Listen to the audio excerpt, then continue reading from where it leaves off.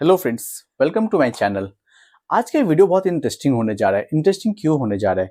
क्योंकि जब आप या मैं जब भी कमाना चालू किए, सबसे पहले हमारे दिमाग में क्या आया? चलो जो खर्च होगा सो होगा। आज से 2 रुपया सेव करना चालू करते हैं। तो आज की इस यंग जनरेशन में जैसे ही सेविंग्स का नाम किसी भी दिमाग में भी आता है, किसी भी एज ग्रुप में, सबसे पहला टर्म जो उनके दिमाग में आता है वो होता है म्यूचुअल फंड का, एसआईपी का, मतलब सिस्टमैटिक इन्वेस्टमेंट प्लान का। तो आज के समय में चलिए आज मिलके म्यूचुअली इस म्यूचुअल फंड को समझते हैं। और हाँ, मैं विश करता हूं, मैं बिल्कुल आपको एश्योर करता हूं कि आपको कितना भी पता हो या आप बिल्कुल इस चीज के लिए नए हो, लेकिन इस वीडियो के बाद बिल्कुल आप म्यूचुअल फंड को बारीकी से एकदम माइन्यूटली आप समझ जाएंगे। तो चलिए सबसे पहले इसके नाम से स्टार्ट करते हैं। म्यूचुअल फंड, ये नाम बहुत सुना सुना जैसा लग रहा होगा, कहीं ना कहीं तो ये टर्म हमारे दिमाग में आया है, हमारे आंखों के सामने आया है। जी हाँ, आप सही समझे।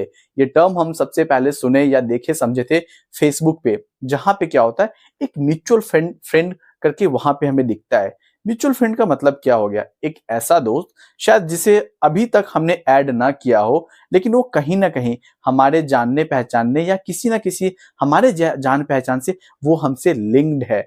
मतलब वो एक कॉमन किसी ना किसी ऑब्जेक्टिव से, किसी ना किसी तरीके से वो हमारे लिंक में है।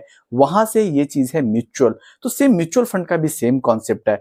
ये जो एक इन्वेस्टमेंट होता है ना, ये एक पूल ऑफ फंड से होता है। तो चलिए इसका हम बात करते हैं कि आखिर इसका मैनेजमेंट क्या होता है, कैसे होता है, कौन करता है, क्यों करना चाहिए म्यूचुअल फंड। और भी तो इतने सारे ऑप्शन है, बट म्यूचुअल फंड ही कहीं और आज के समय में एक हॉटकेक की तरह का है, जहां पे हर कोई इंसान सेविंग्स की बात आए, इन्वेस्टमेंट की बात आए, तो म्यूचुअल फंड की तरफ ही क्यों जाता है। तो चलिए आज हम बात करते हैं म्यूचुअल फंड के पीछे का कॉन्सेप्ट क्या है। अब आप एक बात समझिए कि आपको कुछ इन्वेस्टमेंट करना है, कुछ मुझे इन्वेस्टमेंट करना है, बट क्या करना है, कहाँ करना है, वो इन्वेस्टमेंट सही रहेगा या नहीं रहेगा, वो कैसे डिसाइड होगा, उसके पीछे का जो रिस्क फैक्टर होगा वो कौन डिसाइड करेगा, कौन उसके पीछे का सुपरविजन करेगा। क्योंकि अभी से पहले मार्केट में बहुत सारे अनऑर्गेनाइज्ड या जो कहते हैं ना, नॉन रेगुलेटेड एंटिटीज मार्केट में वर्क कर रही थी, जहां पे पैसे हम जमा तो कर रहे थे, लेकिन उसके ऊपर सुपरविजन नहीं था, उसके ऊपर कंट्रोल किसी का नहीं था, जिसके चलते बहुत लोगों का हार्ड अर्न मनी, मतलब हम बहुत मुश्किल से पैसे कमाते हैं ना, कहीं रख रहे हैं, अगर वो एक समय के बाद अगर हमारे काम ना आ पाए तो बहुत ही बुरा, बहुत ही टफ सिचुएशन हो जाता है। और खास करके वो छोटे इन्वेस्टर के लिए, पिन्नी इन्वेस्टर के लिए, जो बहुत मेहनत करके वो 2-2 रुपया बचाता है। इसलिए बिल्कुल गवर्नमेंट ने एक ऐसा रूल्स रेगुलेशन लाया, जहां पे क्या हुआ, ये securities and exchange board of India ने यहाँ पे फंड हाउसेस बनाए। फंड हाउसेस का मतलब एसेट मैनेजमेंट कंपनीज, जो बड़े बड़े आप बैंक्स के या फिर बड़ी बड़ी कंपनीज का आपने नाम सुना होगा, जैसे एचडीएफसी, आईसीआईसीआई, टाटा, एसबीआई, ये सारे लोगों ने क्या किया, वहां पे एक्सपर्ट का एक पैनल बैठाया, जिनको हम लोग फंड मैनेजर कहते हैं, और वो अपने आप को एक फंड हाउस का एक नाम दिया। अब क्या हुआ, आपको रुपया इन्वेस्ट करना है, मार्केट में करना है, क्योंकि आज हर किसी को रिटर्न चाहिए। आज आप पैसे रख रहे हो, अगर आपको रिटर्न ना मिले तो आप तो सेटिस्फाइड नहीं होंगे ना। तो इसलिए क्या हुआ कि उन्हें मार्केट का नॉलेज है और हमारे पास पैसा है, तो वो एज ए मीडिएटर काम करते हैं। मतलब हमारा पैसा मार्केट में इन्वेस्ट करना है, बट हम लोग उस चैनल के थ्रू जाएंगे, उनके थ्रू जाएंगे, जो भी फंड हाउस हमें पसंद है, जिसपे हमारा भरोसा है, हम उनके साथ इन्वेस्टमेंट करेंगे, और वो हमारे पैसे का वो हमें ऑप्शंस देंगे कि आपको किस फंड हाउस, मतलब सॉरी, किस फंड्स में आपको इन्वेस्ट करना है। आपके पास आपको वो सजेस्ट करेंगे आपके रिस्क एपेटाइट पे। तो वहां पे क्या करते हैं, एक पूल ऑफ फंड्स का वहां पे एक कॉन्सेप्ट होता है। मतलब उनको 1 लाख रुपया इन्वेस्ट करना है, बट हमें क्या करना है, हमारे पास तो 500 रुपए है, हमारे पास तो 1000 रुपए है, तो हम क्या करेंगे, अपना 500 रुपए या 1000 रुपए लगाएंगे। ऐसे करके वो 500, 1000 और लोगों से वो पैसे को जमा करेंगे, और फिर वो क्या करेंगे, वो जो 1 लाख रुपया इन्वेस्ट करना है, वो वहां पे वो कंपनीज में वो इन्वेस्ट करेंगे। तो म्यूचुअल फंड का ये बिल्कुल कॉन्सेप्ट होता है, ये बेसिक कॉन्सेप्ट होता है। मतलब एक पूल ऑफ फंड्स, एक जगह पे सारा पैसा आता है, फिर वो फंड हाउस के थ्रू वहां पे वो मैनेज होता है। तो हमारा फंड हमें समझ में आ गया, जो हमें इन्वेस्टमेंट करना है वो हमने डिसाइड कर लिया। अब क्या होगा, जो वहां पे फंड हाउसेस है वो वहां पे उसको मॉनिटर करती है, वो उसको देखती है, वो हमें ऑप्शंस देती है, और उनके थ्रू हम प्रॉपर डॉक्यूमेंटेशन करके अपने पैसे को हम वहां पे इन्वेस्ट करते हैं। अब इसके पीछे का लॉजिक क्या है, रीजन क्या होता है?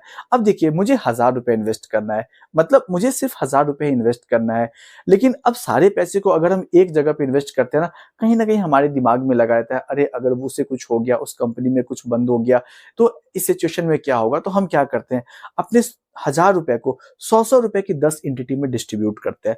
मतलब 100 रुपया एक जगह पे, 100 रुपया एक जगह पे, इस तरीके से करके हम अपने पूरे 100 रुपए को हम वहां पे अलग अलग जगह पे लगाते हैं। तो उससे क्या होता है, हमारा रिस्क डाइवर्सिफाई होता है, हमारा रिस्क एपेटाइट वहां पे कम होता है। मतलब हम पैसे का सेफ्टी हम वहां पे डिसाइड करते हैं और अपने अकॉर्डिंगली हम डिसीजन भी लेते हैं कि हम अपने पैसे को कहाँ पे कितना पैसा लगाना है। तो इस हिसाब से इसके पीछे का लॉजिक यही होता है कि आप अपने पैसे को जितना आपको इन्वेस्टमेंट करना है ना, उसे पूरा आप डाइवर्सिफाई करते हो, छोटे छोटे एंटिटीज में तोड़ते हो। 500, 1000, 2000, 5000, मतलब अगर आपको अपने महीने में 10,000 रुपया का इन्वेस्टमेंट करना है तो एक जगह पे 1000 करोगे, एक जगह पे 2000 करोगे। इस तरीके से करके हम उसको अलग अलग फॉर्मेट्स में वहां पे ब्रेक करते हैं। अब इसके पीछे का जो दूसरा कॉन्सेप्ट होता है, आखिर वो जो पैसा हम देते हैं तो क्या उस पैसे पे हमें रिटर्न मिलता है? बिल्कुल नहीं। यहाँ पे भले ही आपको लगता है कि आपके 1000 रुपए का 1200 रुपया वैल्यू हो गया, बट जो पैसा आप देते हो ना, उसके अगेंस्ट में कंपनी क्या करती है? आप जमीन खरीदने जाते हो तो क्या होते हैं, स्क्वायर फीट के हिसाब से मिलता है ना, वहां पे 500 रुपए, 1000 रुपया स्क्वायर फीट होता है। सेम यहाँ पे भी वही कॉन्सेप्ट होता है, आपको यूनिट्स मिलता है, नंबर ऑफ यूनिट्स मिलते हैं। मतलब अगर वहां पे आपने 1000 रुपया आपको इन्वेस्ट करना है, एक यूनिट का दाम अगर 100 रुपए, 50 रुपए है, तो आपको 10 यूनिट या 20 यूनिट वहां पे आपको मिलता है।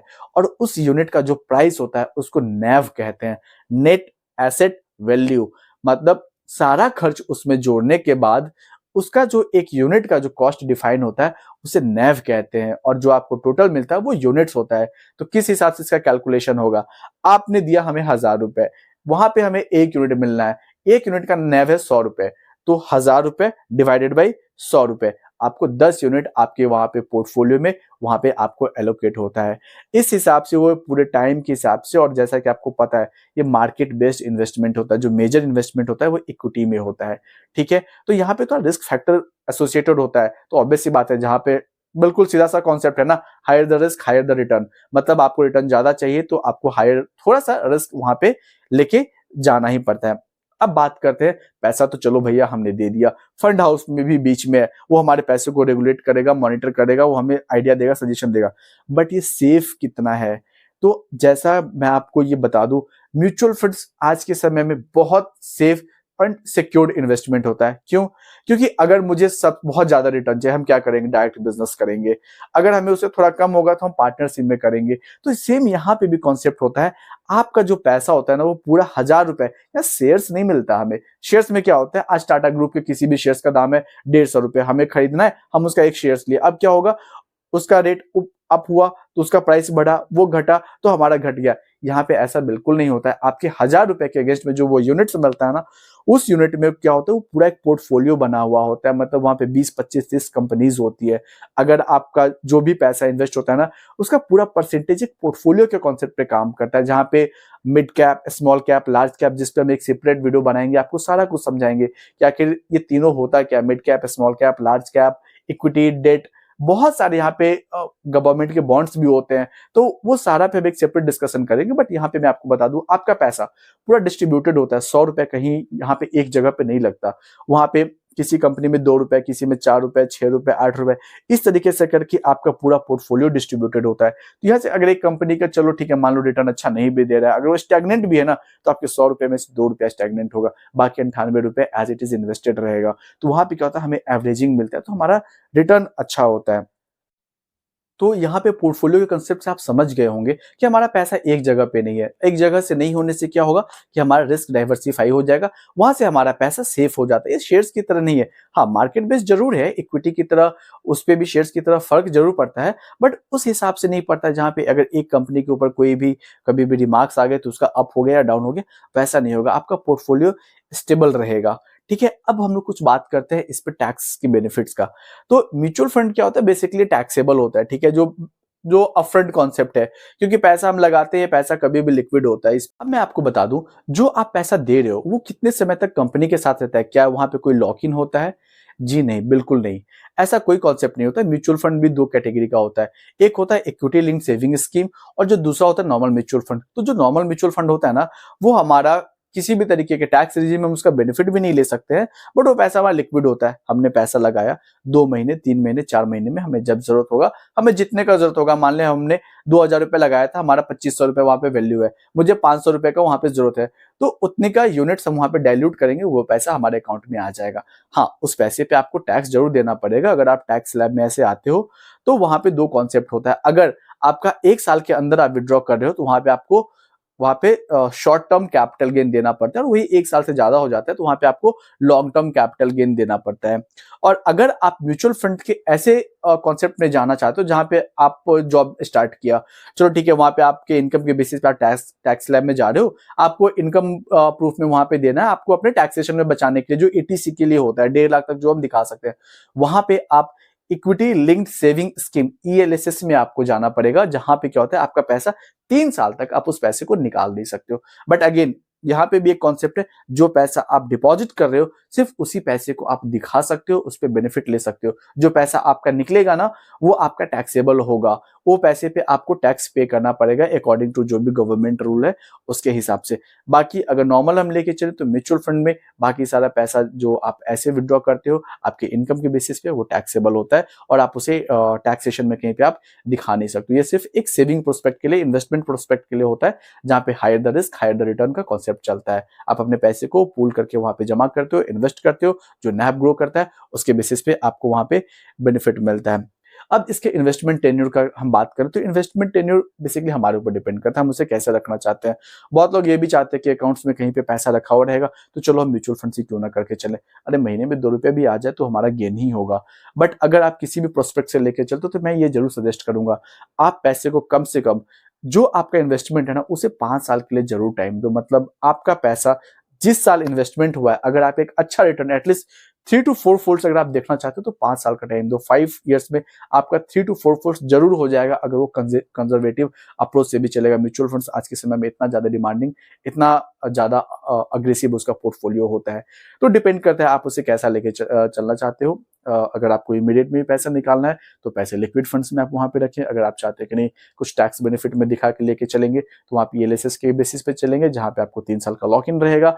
और आप इसे किसी पर्पज से लेके चलना चाहते हैं कि मतलब बच्चों के शादी, पढ़ाई, XYZ, अपने फ्यूचर रिटायरमेंट, कोई ट्रैवल, टूर, घर, ये डिपेंड करेगा आपको उस पैसे को कैसे रखना चाहते हो। बट हाँ, as a personal financial advisor अगर आप मुझसे पूछेंगे तो मैं आपको जरूर ये बताऊंगा, जो भी पैसा आप इन्वेस्ट कर रहे हो उसे 4 साल 5 साल जरूर रहने दीजिए। उससे क्या होगा, आपका कॉर्पस बहुत अच्छा ग्रो करेगा। अगर आप ये चाहते हो ना कि आप जो पैसा रख रहे हो शॉर्ट टर्म में आपको कुछ जरूरत पड़ेगा, तो आप फंड्स उसी हिसाब से आप उसको अलग अलग डिवाइड करके रखिए। मान लीजिए कि अगर आपको 100 रुपया इन्वेस्ट करना है तो 10 रुपया फ्यूचर में अपने रिटायरमेंट के लिए रखिए, 10 रुपये अपने गाड़ी के लिए रखिए, 10 रुपये अपने घर के लिए रखिए, 10 रुपये फ्यूचर में किसी भी तरह की कंटिजेंसी के लिए, मतलब वैसे अनफॉर्चुनेट सिचुएशंस के लिए रखिए जहाँ पे आपको जरूरत पड़ सकती है, हेल्थ, मेडिकल, बहुत सारी ऐसी चीजें होती है जहाँ पे आपको जरूरत पड़ सकता है। और कुछ पैसे ऐसे लिक्विड रखिए, जो 10 रुपये का पूल होगा ना, उसे आप फ्री रखिए कि जब मन हुआ, कभी जरूरत पड़ा, फोन अपग्रेड करना है, बाइक लेना है, कुछ भी छोटे मोटे काम है, कहीं पार्टी फंक्शन कोई भी सेलिब्रेशन है, आप उसके लिए भी रखना चाहते हो तो आप रख सकते हो, क्योंकि पैसा हमारा एनी टाइम हमारा म्यूचुअल फंड्स में लिक्विड होता है। एक सबसे इंपॉर्टेंट पॉइंट जो सबके मन में आ रहा होगा कि आखिर म्यूचुअल फंड्स कर तो रहे, हम ये कह रहे हैं कि सबसे अच्छा इन्वेस्टमेंट है, रिटर्न्स बहुत अच्छा है, इसका एवरेज रिटर्न क्या जाता होगा। तो देखिए यहाँ पे भी 3 कैटेगरी होता है, small cap, mid cap and large cap. अगर आप स्मॉल कैप का देखेंगे ना तो उसका रिटर्न आपको 40-45%, 50% भी ऐसे टच करता है, ठीक है। बट और अगर आप वहां पे मिड कैप में जाते हैं, जो कि सबसे सेफ और कंजर्वेटिव, मैं भी पर्सनली मिड कैप ही हमेशा सजेस्ट करता हूँ, क्योंकि ये ना ज्यादा रिस्क में होता है ना ज्यादा कंजर्वेटिव होता है। इंसान के लिए अगर आप चाहते हो कि आप टेंशन फ्री रहो, पैसा हमारा अच्छा रिटर्न करे और एक हमेशा एक एवरेज रिटर्न दे, तो आपको मिड कैप में जाना चाहिए। मिड कैप में क्या होता है, हमारा रिटर्न आराम से 25 से 35% के बीच का रिटर्न हमारा एवरेज हमारा वहां पे निकल जाता है। एट द सेम टाइम अगर आप लार्ज कैप में जाते हो तो उसका रिटर्न लगभग 10, 12, 13, 14 तक वहां पे वो करके जाता है, क्योंकि ये सारे कंजर्वेटिव फंड्स होते हैं, वो मतलब बिग कंपनीज में लगती है, तो आपको पता है कि उन्हें ज्यादा ना ज्यादा पैसा चाहिए होता है, ना ज्यादा उतना रिटर्न्स पे उस पे वो होता है, तो वहां पे क्या तो कंजर्वेटिव होता है।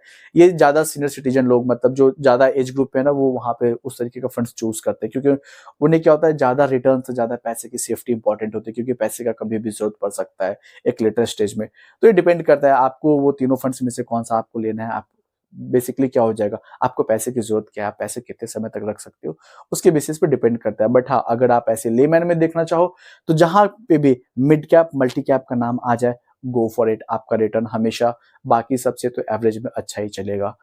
तो ये अब हम समझ गए इन्वेस्टमेंट टेन्योर का और एवरेज रिटर्न का। तो आई होप हम लोग बेसिकली समझ गए म्यूचुअल फंड्स कुछ भी नहीं, हमारा और आपका पैसा एक म्यूचुअली एक जगह पे लाके एक फंड हाउस जो होती है, जो एसेट मैनेजमेंट कंपनीज होती है, वो हमारे पैसे को इन्वेस्ट करवाती है, पूल ऑफ फंड्स लाके करती है। और ये इसलिए करती है क्योंकि आपका पूरा का पूरा 1,000 रुपए 2,000 रुपए जो आप इन्वेस्ट करना चाहते हो, एक जगह पे इन्वेस्ट ना हो, आप अपने हिसाब से उसको डाइवर्सिफाई करके रखो, अलग अलग जगह पे इन्वेस्टमेंट करो, हर इन्वेस्टमेंट का मजा लो और आपका पैसा सेफ रहे, सिक्योर्ड रहे, एवरेज रिटर्न के बेसिस पे रहे, आपका पैसा लिक्विड रहे, आप जब चाहो तब निकाल सकते हो। अगर टैक्सेशन के बेनिफिट पे जाना चाहते हो तो इक्विटी लिंक सेविंग स्कीम की तरफ जाओ और एक हमेशा 25-30% का रिटर्न आप वहां पे गेन करो, आपका पैसा सेफ रहे, सिक्योर्ड रहे और फिर आपका जो प्लानिंग है कभी भी किसी भी सिचुएशन में वो लैप्स ना करे, आप अपनी चीजों को अच्छे से हंसते खेलते उसे एग्जीक्यूट कर सकें। आई होप ये वीडियो फ्रूटफुल रहा हो, हम चीज़ों को बता पाए हैं। अगर आपका कोई भी एडवाइस है, कोई भी सजेशन है या आप चाहते हैं कि कुछ फंड्स रिलेटेड हम बात करें, तो उस पे आप जो गिवन मेल आईडी है आप उस पे हमें कनेक्ट कर सकते हैं। So keep investing in mutual funds और मेरे हिसाब से ये रेडी टू गो प्रोडक्ट है, कभी भी आपको वेट नहीं करना चाहिए मार्केट कैसा भी सिचुएशन, क्योंकि हम पूरे पैसे को एक बार में नहीं लगा रहे हैं, हम इस पैसे को पार्ट बाय पार्ट में इन्वेस्ट करते हैं। तो आप इसे कभी भी स्टार्ट कर सकते हो, कहीं से भी स्टार्ट कर सकते हो। जो भी नॉर्मल डॉक्यूमेंटेशन होता है आपका, Aadhaar card, PAN card, bank account details, आप ये सारे दोगे फंड हाउसेस को, आपके बीच में बहुत सारे मीडिएटर्स ब्रोकर्स आपको मिल जाएंगे जो आपको इन चीज़ों के लिए आपको गाइड कर देंगे, तो आप वहाँ से कर सकते हो। अगर आपको किसी भी फंड रिलेटेड कुछ ऐसा आपको आइडिया चाहिए हो, नॉलेज चाहिए हो या कोई भी कंपैरिजन चाहिए हो, आप दिए हुए मेल आईडी पे आप हमसे कनेक्ट कर सकते हो। We will be happy to guide you and suggest you the funds जो आपके रिस्क एपेटाइट, आपके इन्वेस्टमेंट के टेन्योर के बेसिस पे आपके लिए suitable. Do like, share and subscribe this channel. Happy investing. जय हिंद।